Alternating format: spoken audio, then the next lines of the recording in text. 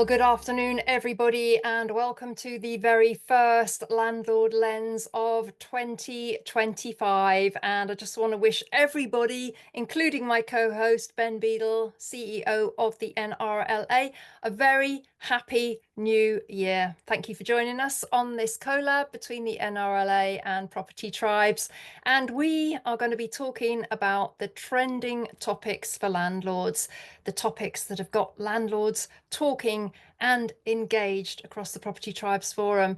And Ben, first of all, I know you've got 2025 off to an incredibly busy start. You had a fantastic event yesterday, the NRLA on tour in Bristol. I think you had 150 landlords turn up. Yeah, it was great. It was really, really good actually. Surpassed my expectations. We're doing a number of on tours throughout the year. Our next one, I forget exactly when it is, but in February is Ashford in Kent. And it was a really, really great opportunity just to connect with people, update them on some of the things that we're doing, and particularly very topical given what was being discussed yesterday and the impending Renters' Rights Act coming down the track. Yeah, well, of course, that's a massive trending topic for landlords and has been since Labour came into power and put the Renters Reform Bill on steroids.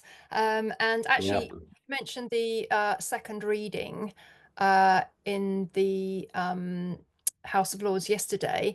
And I just wanted to read something by Baroness Scott of Bybrook, because she accused the government of rushing through legislation without any care for the repercussions. And to be honest, Ben, her comment did give me kind of some hope that somebody has got some sense of this. She said, whilst the government may have good intentions, they will drive landlords from the market, reducing choice and putting up rent for the tenants they seek to protect. She pointed out that 45% of landlords owned one property, while another 40% owned between two and four. She continued, in many, if not most cases, these are not professional landlords. To expect them to be able to cope with all the costs and burdens placed on them by this bill is at best naive. Many decent landlords and safe quality homes will leave the rental market as a result. So bravo, Baroness Scott, with that. And just such a relief to hear such sensible and common sense being spoken in the House of Lords. Did you think it made any impression? Well, I'm delighted that Baroness Scott read from our briefing that we sent her, particularly those statistics. And for those of you on the call that wonder what goes on in the background, there's a lot of hard work that goes on in the background. So we get comments like that, which is exactly, I think, how very many landlords feel, not anti-reform particularly, but very concerned that whilst we got the Renters Reform Bill broadly to a position that one could, or most people could live with, appreciate there's differing views on that. But what we have before us now is, just a car crash waiting to happen. The train's on the level crossing and the train's almost there and we can't start the engine. So those sorts of comments, Vanessa, are exactly what we are there to do. I would have preferred it had it come from Baroness Taylor of Stevenage, who of course is the Labour minister in the Lords. But this is Baroness Scott is absolutely right. Of course she is. But this is what happens now. We have a very powerful government. They want to deliver on their renters' rights agenda, almost, it seems, at any cost. And it's our job to point out that whilst we can't necessarily stop the train crash, we can really start to apply the brakes a little bit and point out where it's not going to work. And I think that came across loud and clear in the Lords. It won't surprise folk, I hope, to know that we didn't just blanket target every blanket mail every lord. We have been very, very targeted about our lobbying, what we want them to say, and what areas they might be have a genuine interest in. I'm very pleased to see that a number of those comments and speakers referenced NRLA's briefing. I hope that it will make a difference. But when you have a government with a 200 plus majority, um, sometimes it isn't that straightforward. Well, can the House of Lords table some amendments that the bill, the government might consider? They will table, I'm sure, a number of amendments. I fully expect. Sorry to rain on your parade here, Vanessa, but I expect with a 200 seat majority that government will send them back and cross through them all. What we have to do is to find areas that, and I was talking to a member this morning who was sort of saying, well, what are you doing about this? What are you doing to stop the abolition of Section 21, stop the abolition of fixed term, stop the carnage that would take place in the student market. And truth be told, we're not going to be successful on fixed terms. It will be a periodic tenancy. What we might be able to achieve is a very, very small moratorium, but only on a for a technical reason that I won't bore everybody with now. But it won't be the 6 month moratorium that we got under the Renters Reform Bill. Also, one of the amendments that we're pushing very hard is based on the wording of the bill at the moment, Vanessa. If you can't take rent until the tenancy agreement has been signed. Obviously, practice is I wouldn't execute a tenancy agreement until I've got the money in my hand or the money in my bank account. And so one of the amendments that we want to see is that dealt with. Now there'll be people on the call that think that, well, that's a pretty small amendment in the grand scheme of things, but that's probably going to be the limit of how successful our side of the fence can be in terms of affecting change, given the strength of the government. Now, it will be an important amendment if it happens. I do think we might see a little bit of movement, by the way, on students and court reform and grounds. So I know I'm being slightly pessimistic, but the reality is that government doesn't have to accept any of these amendments at all. And are we any closer to a date where it will be commenced? I've heard late March 2025. That's like, 6 weeks away. Yeah. So I think we are looking at this being in by the summer. So obviously you've got two dates in mind. One is the date that the King signs it into law, so royal assent, but we know that there will be an implementation period. And interestingly, I don't think I'll be breaching any confidences. I've received I'm going on holiday next week, or trying to go on holiday, but meant to be going skiing, but not going to be doing much skiing. But there's a meeting next week that the minister has invited me to on Thursday, which is specifically to discuss implementation. And so that's the other date. So you've got the date that the act comes in, and then you've got the commencement date. And so what we're going to be talking about is what gap should be between those. Now, again, I don't think I'm breaching any confidence to say that one school of thought, we were at an event purely as observers. I can't remember what event it was, but there was a fairly junior person from MHCLG who referenced the 2 month implementation period on their slides. We clarified that and was told that it's absolutely not at 2 months. We need to consult with the sector and yada yada yada. Be interesting to see if it is a 2 month window.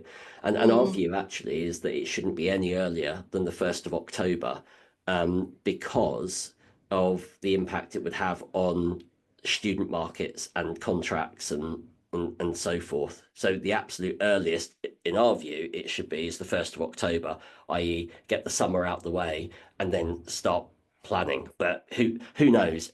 What we do know is that government are moving at pace. Yep. And I'm very fearful that there's going to be absolute chaos because on the commencement date, all new tenancies will be the new assured periodic tenancy, which I don't even know if that's still the correct name because it keeps changing. And all old tenancies will automatically convert to the new type of tenancy agreement. And And, you'll be required to issue certain documents within a month to all of those tenancies. We don't know yep. exactly what that document is to entail at the moment, but there will be some work to do. And so our point on this, Vanessa, actually is it's less of an issue for those landlords that have got one or two properties. I think you could probably deal with that, even though it'd be a pain in the bum. But if you're Foxtons managing hundreds of thousands of tenancies, actually you're going to need a bit of time Yeah, there's a because lot of actually admin.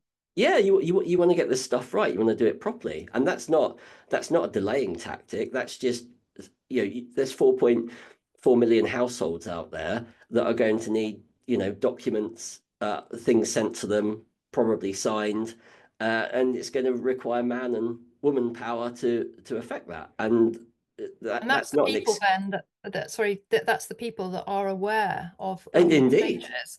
There are an awful lot of landlords and I suspect lettings agents who are living in blissful ignorance of how quickly it's coming down the pipe. And yeah, I I just foresee absolute chaos, to be honest. I do. I mean, there's still time to be able to roughen out the edges on some of this stuff, but it's coming, and we've got to get prepared for it. So, a couple of things that we've been doing, Vanessa, is making sure that our advice line is as up to speed as it can be with the changes and making sure we giving the as much support to people that are phoning. And we're getting 3,000 calls a week now. It's a big old ask. And also we want to make sure that we've got all of the whatever you think about the renters' rights bill, it's coming in. So having the right documents, the right forms, the right addendums, all of that sort of jazz to make sure that our members are going to be doing things the right way. So I just want to sort of reassure people that the team are working on two fronts at the moment, trying to make it as less awful as possible, and then getting you ready to actually deal with as we kind of pick through the rubble. Yeah, and you've got the Renters' Rights Bill training course, which I know Yes, is that's right. proving very popular. And I think, that's going to be a must for all self-managing landlords for sure. Yeah, Um, we tried it actually in Bristol yesterday at the end of the on tour event. So we're doing a mix of sort of classroom, physical, and online. And yeah, it's been really, really uh, well received. And it's just about I know you don't want to kind of accept the changes that are coming, but it's about preparedness. mm, And actually, whilst I do think it will be chaos if these things aren't gotten right, we're going to be there to make sure that our members have everything at their disposal in order to comply. I still worry that actually, whilst it might be difficult for a period, it's not actually going to improve things or the end for the end user, our good friends, the renters. But that's a political problem. It's not my problem now. mm. Indeed. Now we've also had the spectre of rent controls Yeah. raising its ugly head again. We've had Mr. Jeremy Corbyn weighing in on the event on the topic, saying that there should be rent controls, and it was actually mentioned in the House of Lords yesterday as well. And I just scratching my head, Ben, just wondering why they just there's such a lack of understanding how our sector actually operates. And it's just, rents are going up and up and up because of the lack of supply. And we're hearing all this research coming out the last few days saying landlords are selling up in their droves, and more landlords are thinking of quitting. And well, what do they expect? Yeah, Why quite. can't they join up the dots? Well, three things. So one, Jeremy Corbyn, well, I have to just, I was on that program, Vanessa, giving the landlord side. I don't know why we wheel out these failed politicians. We know what they're going to say. His views were roundly rejected when he did unbelievably come close to power. And I don't know why the BBC are even bothering with this old has-been, quite frankly. But I shouldn't sit on the fence on these issues. The second thing I would say is he also doesn't. Yeah, he's an independent MP, and the official policy of Labour in both England and Wales, by the way, is that they are not supportive of rent controls for the very reasons that you describe. It stifles investment. It doesn't actually work in practice, and so that's a win for us. What we need to make sure is that in their devolution attempts, they don't pass the buck to local mayors, um, uh, and kind of implement things at a local level via the back door, because we all know what would happen in London if a certain mayor got his hands on more powers. That is something to be rejected. And the other thing is that with the debate in the Lords, I'm sure we'll see suggest loads of amendments, weird and wacky stuff about controlling rents. I'd actually argue there's an element of rent control, um, um, you know, built into some of the reforms. The minister Mm. won't accept it, but if you look at the Section 13 process, Vanessa, where you will, and Section 13 process being increasing rent on a periodic tenancy. You can do that once a year, fair enough. Subject to 2 months' notice, probably fair enough. Tenants can challenge that at the first tier tribunal. Fair enough, they can do that at the moment. The first tier tribunal will only give you what you ask for or reduce it.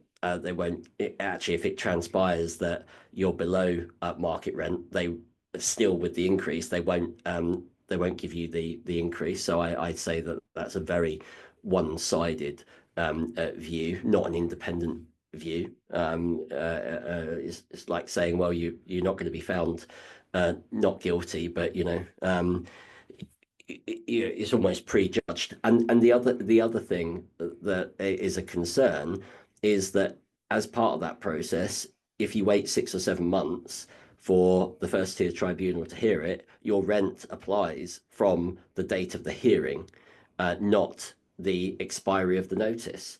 So within that, okay, it's not rent control, but there's certainly, I don't know, repression. Yeah, I Um, think uh, solicitor David Smith, who's doing a lot of work in this area, he calls it rent suppression. Yeah, yeah, but absolutely, I would 100% agree with that. I was with David last week actually, and yeah, we're absolutely at one on this. So yes, government have ruled this out, but there are still some things in there that are gonna that don't sit the right side of the I don't know what you would call it, but it tilts the balance Yeah, yeah. The too pen far the in my view. pendulum has swung too far Yes, in one exactly right. direction. Yeah. So, but we will see lots of funny amendments come out of this, and I would just sort of urge people to um, uh, not to get too excited about the any new amendments that come out, because I'm sure that government will largely reject them. Well, I know we've got friends in the House of Lords, Yes, Best, yep, Lord Howard Flight. They understand our sector and they they are do, fighting but they our do. cause. Well, just on that point though, I was with Richard Best at a Good Lord event a couple of weeks or so ago, and he's he calls it rent stabilization. He would like to see in tenancy rent increases capped at a certain amount, in an inflationary amount. I mean, that is, as told him, that is rent control. Okay, it's maybe third generation rent control rather than, your kind of hardcore rent control. But the point is around this, and I know I'm preaching to the choir. Once again, we find ourselves tinkering around the edges and dealing with the symptoms rather than trying to treat the cause. And this all comes back to the amount of homes that are available, and why do we not have enough homes? Why do we have 21 people chasing every property? Actually, it's not because rapacious landlords are issuing Section 21s. And if it is, the key reason why they're doing that is because their investments don't stack up. So my view, and I think we have to be really strong on this, is that with a more heavily regulated PRS, regulation is only good if the homes are there to regulate. So you've got to make sure that you have confidence to invest, because they're not going to beat their 1.5 million target over this Parliament of new homes. And also, the private rented sector can do it far better and far more quickly.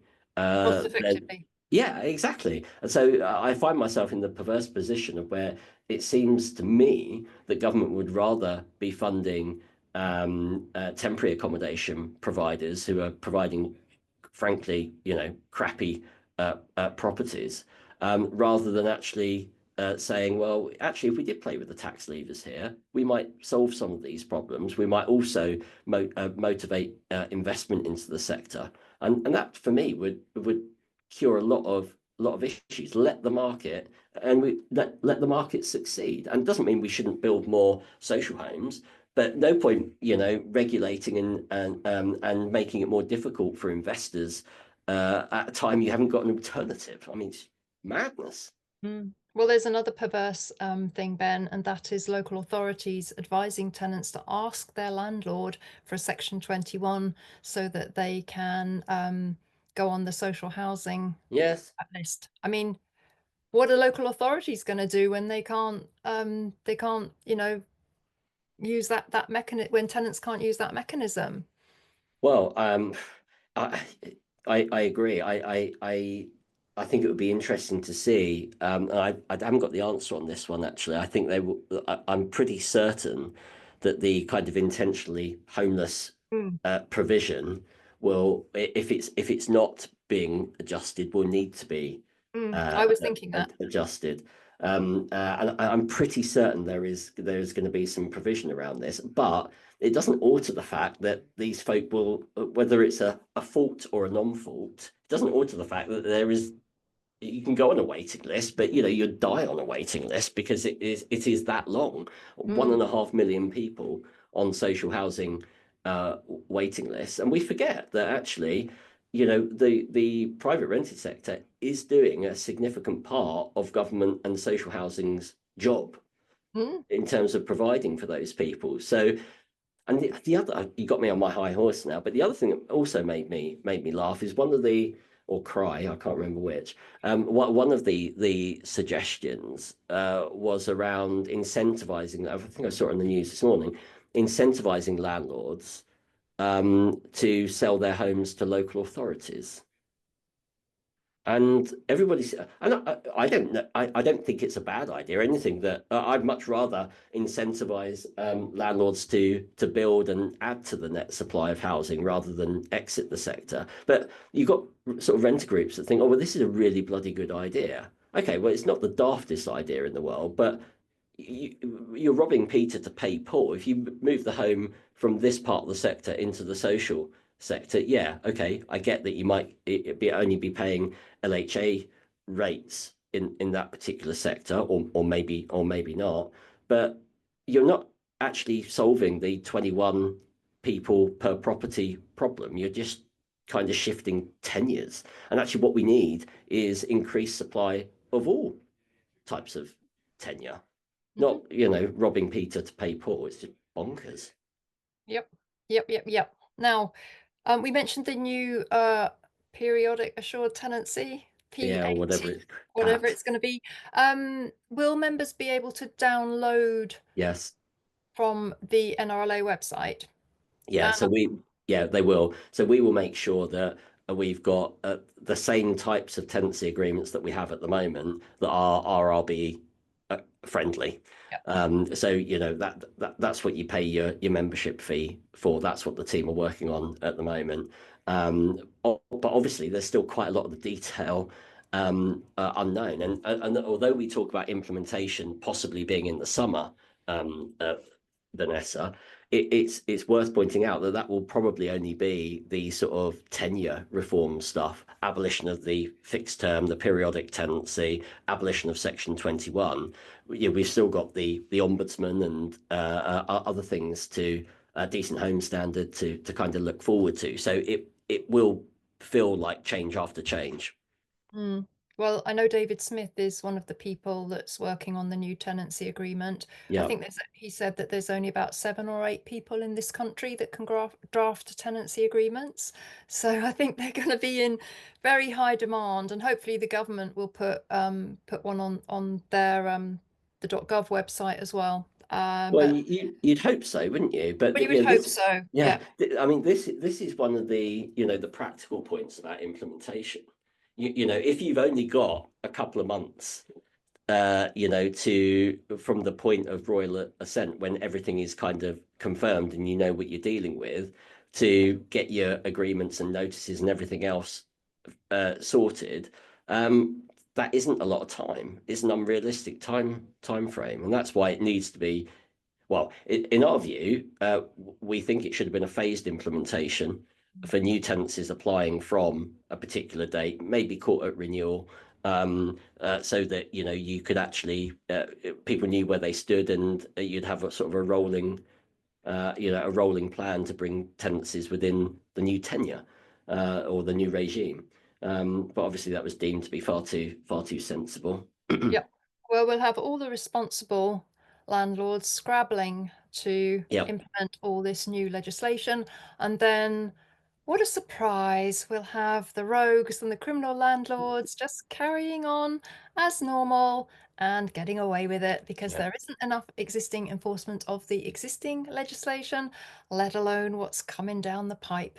Right, but I do wonder though, I agree with that. I do wonder though, with the sort of more draconian fines that are contained in the Renters' Rights Bill, whether local authorities might, kind of resource up to kind of get the money in, if which is a distinct possibility that we have to Yep. be Easy aware of. No, picking. yeah, exactly, and we have to. It's not about defending bad practice. Obviously, if a landlord has done something wrong, they have to be brought to book. But you've also got to give them the opportunity to get it right. And where's the awareness campaign? When I did tenancy deposit protection in Northern Ireland, um, they had it on the side of buses. For example, they had the landlord registration and they had deposit schemes. Your landlord needs to be registered. Your deposit needs to be protected. And was Northern Ireland's the size of Birmingham or whatever, so I get that it's kind of a bit easier to do. But this is the biggest change in sort of 30, 40 years. So it's I'm incredulous to think that you can just rush all this nonsense through and expect people to deal with it in a short window. And I'll be making that point to Penny Cook when I see him on Thursday next Well week. done. I'll make that point I very will. solidly indeed, because it is. I mean, I still know of landlords that don't know about deposit protection. Yeah, it's mad, isn't it? And that, what, 14, 15 years ago Yeah, that it came 2007, wasn't it? Almost 2007. almost 20, 18 years, almost 20 years. Bloody hell. Gosh, Time scary. flies when you're having fun. I was a young man back then.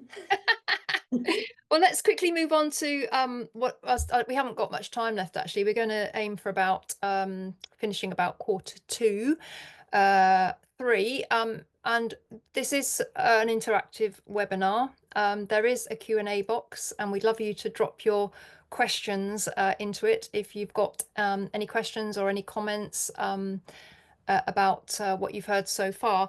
Just moving on to our trending topics, Ben, obviously the 31st of January was the deadline for us to file our online self-assessment tax Mm. returns.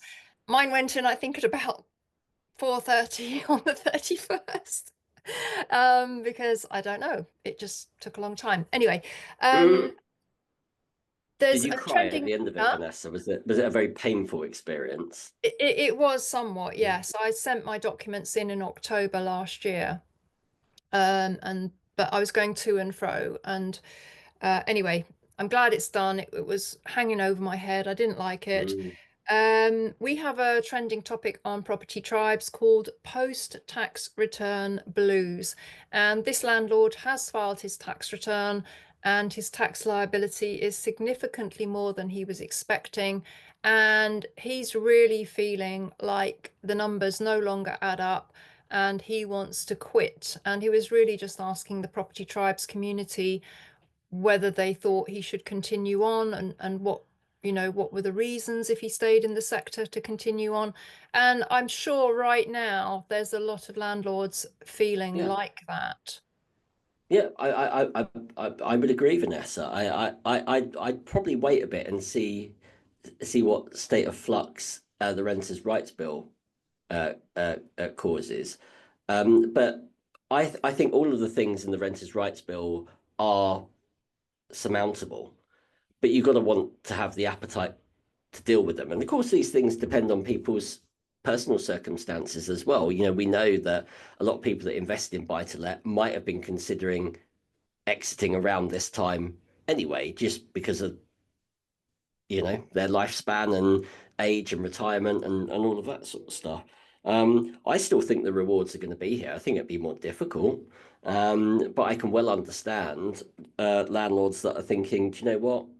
Maybe it's time, and that should worry everybody. The difficulty is it doesn't worry everybody. That comes as good news to our lefty friends. But actually, we do know that the most significant reason for a landlord ending a tenancy is selling, and we know that we continue to see increased homelessness, increased spend on temporary accommodation, and people in temporary accommodation. And I saw an article last week about the number of kids dying in temporary accommodation. I mean, it is just It's shocking. appalling, absolutely appalling. And the ironic thing is, it's not temporary either.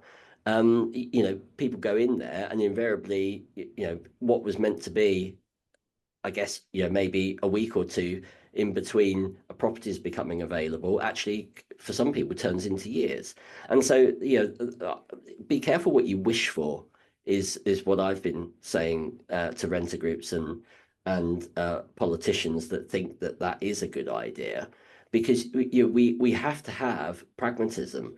It's all well and good believing a particular ideology, but when that ideology just doesn't work, as it is proving, we need investors and landlords of all varieties, and whether that's social landlords or institutional landlords or private landlords. We mustn't think that owning more than one property is a bad thing. Indeed. We've just had a comment from Vance Harvey. He's saying he's one landlord who is planning to sell his portfolio over the next couple of years. He's got 5 properties, and so he'll never interview a tenant wanting to rent again, and he feels good about that. I personally believe, for what it's worth, Ben, I think there is going to be a period of quite significant pain that we Yes. are going to have to get through. And we will get through it with the support of the NRLA and other industry stakeholders and communities like property tribes, and our champions like Paul Champliner and Kate Faulkner and all the good people that work so hard behind the scenes on our behalf. And then once that pain is over, I think the pendulum will start to swing back a little bit in our favor. And I do believe that, if you can really prepare yourself to get through this painful period, plan for it, prepare for it, get through it, I think, there will be, some good days on the other side. That's my personal view. So I will hang in there as a portfolio landlord. Um, and I will continue to monitor the situation and see how I feel about it. We've had Ellen Grant ask about the student market, and this actually leads nicely to my other trending topic on property tribes, which was student buy-to-let. Will it die without the fixed term? And yeah, it's this is really quite a contentious point, Mm. Ben, and I know it's one close to your heart because you're a landlord yourself. What is the exact situation in this regards that you're aware of? Yeah, so interestingly, we had an article in the Independent yesterday on this very issue where we've teamed up with student housing providers to talk about the impact that it's going to have on the sector. Again, I find it infuriating that things like the ground to get your student property back is contingent on you not letting the property not agreeing a tenancy any earlier than oh sorry any later than 6 months. So you can't do it any earlier than that. Sorry. Um, why? What I mean, just why? If let's say you're not a student, right? Let's say that you're a family that is maybe selling their property but wants to move to a rented property or something like that because they want to break the chain or actually if you do want to look at 6 months, 9 months, a year in advance, what's the problem? That's just it's just free market in action. So I cannot understand why why that's even a thing, to be honest with you. So I mean, as it happens, I'm not particularly worried about the ground itself. I still want to have a ground, but the issue is the loss of the fixed term, and it comes out of kilter with the cyclical nature of the student market. You might have voids and so forth, but moreover, we already have a crisis in the student housing market. You regularly see stories around people traveling from different cities because there's no availability of student homes. So I do worry about it, to be honest with you, and I think we'll have to see what amends we get when it comes to the bill itself. But if you're doing away with fixed terms, that is a sector that is very reliant on the fixed term. So I'm playing it by ear. I mean, one of the options is that you might switch. You not worry about being a HMO. You might convert your property back to a family rental if it is a smaller HMO potentially. Whether or not that would be better or worse, I'm not sure. But you could appeal to a slightly different market. Then, of course, it's a bit more difficult to come back. You might need planning permission if you're in an Article 4 area. So yeah, I am worried. I am worried about it. But the one thing that came out of the Lords yesterday is that Baroness Taylor of Stevenage, the minister responsible, did take away the concern that peers raised around the student market. And so, what we will be doing is pushing very hard to make sure that that market is able to continue. Now, it might require us to adapt. It might require us to think ahead a little bit and kind of ask our tenants, how long do you imagine staying? But it's going to cause a problem for the incoming tenants as well, because you lose all element of predictability. And that's a problem for landlords as much as it is for renters. Indeed. Ellen had a specific question. Are there any thoughts around whether we can advertise before this date and have some sort of subject to contract style arrangement? I guess that's really still up in the air from what you've said. Yeah, I There'll would. be workarounds, maybe. Yes, I think. I mean, yeah, I think there will be workarounds. I don't want to share them just yet, just in case there's another amendment to kind of block the workarounds, but there'll always be workarounds. The point is, I'd rather not have workarounds. I'd just rather have a system that actually works and everybody knew what the rules of the game were. But hey, it is what it is. Vanessa, there is one question I wanna deal with on here, if it's okay with you, which is from Andrew Barfoot, where I don't know if folk can see the questions, but the question is: given the significant increase in our subscription fees, why is the NRLA seeking to charge additional fees for providing training for the new regime? Surely this information and advice regarding compliance should be provided as part of our subscription. Yes. So firstly, membership's £10 a month. I think that's pretty good value for all of the things that folk get in terms of the advice line, the magazine, the insurance, and support. But give and also the resources that we provide. But you may not have seen, Andrew, but we do have a renters' rights hub on the NRLA website, which is providing that information and advice as part of your membership subscription. Landlords aren't obligated to do training, but there is a lot of concern out there, and landlords and agents actually have been asking us to provide that training. Now, if you look at our training fees, they are very, very small, but they are compared to some of the prices that are charged out in the market. But to provide those training resources, it requires nothing happens for free. It requires good people to write them. It requires sexy and engaging content and production, and I'm afraid that costs money. It does, and they are extremely reasonably priced, in my opinion. I regularly come across training courses costing 5,000, 10,000, 13,000. I mean, just obviously, this is in what I call the wealth creation industry, Mm, not, responsible landlord territory at all. But yeah, I think, as you said, Ben, there are significant costs for you in putting on these courses, and that you keep them down as much as you can. I mean, I think the renters' rights bill course is about £60, isn't it? Something like that. It's all yeah. tax deductible. So money well spent is what I would say. Ian Payne, would Ben now accept that under the new renters' rights bill, being a landlord will then be a high risk investment? Should he now come out in public and say so?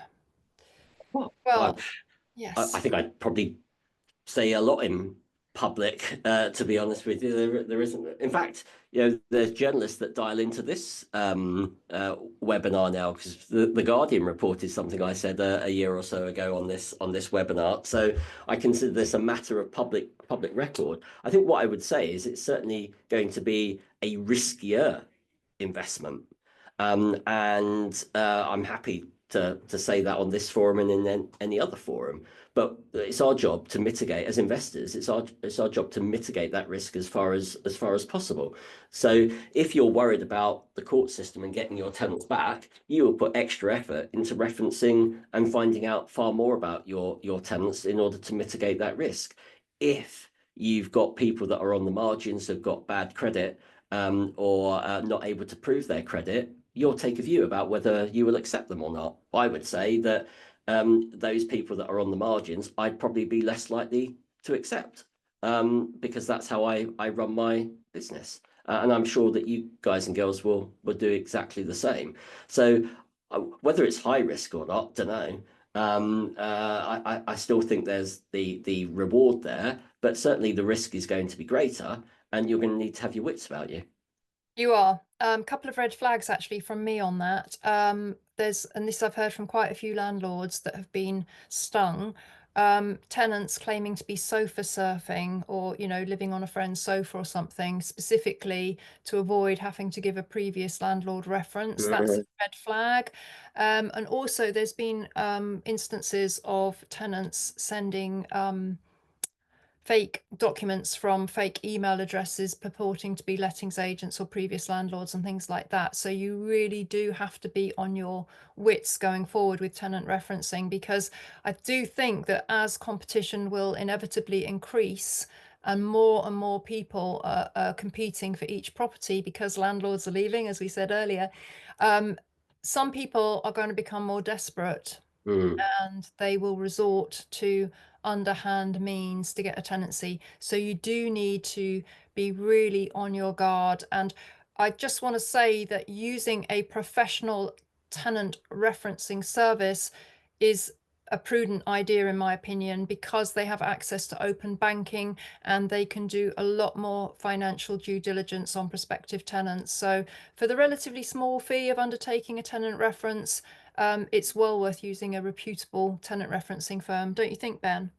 Percent. You can't leave these things to chance anymore. You really can't. No. As we start to wind this up, Ben, do you think we'll see more people coming to arrangements with their tenant if they want the tenant to leave? There's the tenancy's broken down, the relationship's broken down. Do you think we'll see more people offering a financial incentive to the tenant to leave rather than going down the Section 8 and court route? I hope not. I just, I hope not. I just think it's I just think it's absolutely appalling that to get your property back, you could be paying somebody that owes you tens of thousands of pounds to get your money back. But at the end of the day, right, we're businesses. And so if it does take 7, 8, 9, 10, 12 months to get your property back, and you're not going to get your rent anyway, you're gonna have to separate the unfairness of the situation and have a business head on you. But I don't think it should be that way.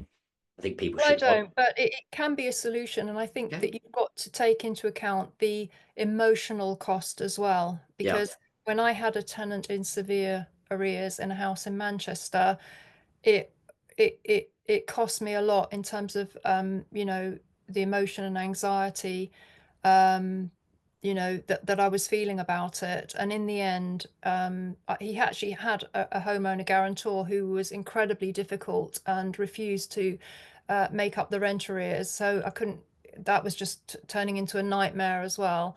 In the end, I just wanted him gone and I incentivized him to leave. And that was the best decision to me. And as Vance Harvey says, it's called being pragmatic. But I think, you do need to, there's the financial element, it sticks in your craw that you have to do it. But, Mm. you know, it's getting that problem off your plate. That to me is, a good thing to think, right, I'll do this, I'll get my property back, I'll relet it, I'll move on. So, yeah, I think we may see more of that. Okay, just as we wind this up, Ben, I've been working with a partner of the NRLA called Title Guardian, Oh yes. the innovative new company. What they do is they protect titles from fraud. And for instance, if your property was put up for sublet on any of the portals, you would get a notification that somebody was trying to sublet your property, and also protect your property from being used as an address for an illegitimate company. There's been instances where about 200 companies have been set up at one address, and then all this mail starts arriving for this company, VAT requests and all sorts of things, and it's all fraudulent activity. So I'm working with Title Guardian on a renters' rights bill survival guide, and I've had input from some of the top people in our industry. And well, Ben, I want to include you. So if you could give your top tips for surviving the Renters' Rights Bill, what would they be? Top tips. Don't quit drinking. That would be the first one. I think you might need a stiff drink. No, in all seriousness, I think we've got to take the emotion out of the change that we see.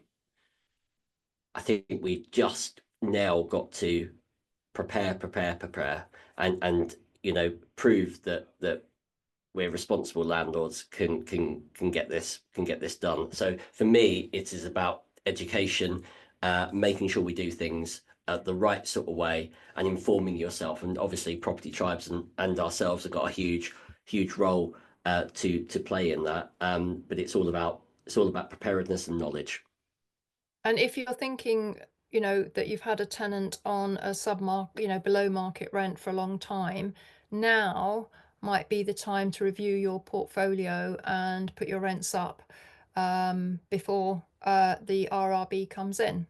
You need to start the RRB in a strong position to move forward under the new legislation. I think you would agree with that, wouldn't you, Ben? Yes, absolutely. I think now is the time to make sure that you've got your ducks in a row. And if you haven't kind of done a bit of a mini audit of your properties and your business, now's the time to do it. Indeed. Okay, well, thank you everybody for joining us on the first Landlord Lens of 2025. Thank you for your questions and your participation. We do appreciate it.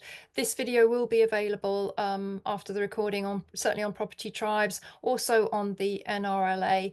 And Ben, I don't know when we're going to do the next one, but we'll probably both be at the Property Investor Show We in should do one there, shouldn't we? early April, so maybe we could do one there. That Yeah, might be good yeah. fun Let's in person. do that. Yeah, let's yeah. See you at that event. And in the meantime, do get in touch with our advice line and keep an eye on the Renters' Rights Hub, which is that free to members up to date warts and all view of what's happening on the Renters' Rights Bill. Awesome. All right, everybody, we'll see you somewhere down the property trail. But for now, thank you so much for joining us. And we'll sign off and say, see you next time. See you soon.